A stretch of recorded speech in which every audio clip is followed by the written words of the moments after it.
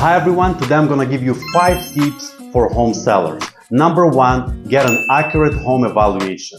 Ensure your home is priced correctly by getting a professional appraisal. This can really set up a realistic expectation for selling time period and for the price.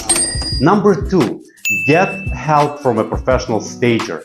Make sure to prepare your home for sale and stage it appropriately to appeal to the general buyer. This can really help to highlight all the strength of your home while downplay all the weaknesses. Number 3, make sure your house is well lit.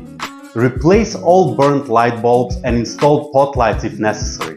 Make sure to turn on all the lighting during showings to really create an inviting atmosphere for all the buyers.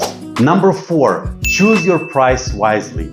Overpricing your property can really deter some buyers that are willing to purchase your home, while underpricing can really sell the house quick but leaving some profit on the table. Make sure to consult with your real estate agent and determine the appropriate price for your property to really maximize your profit.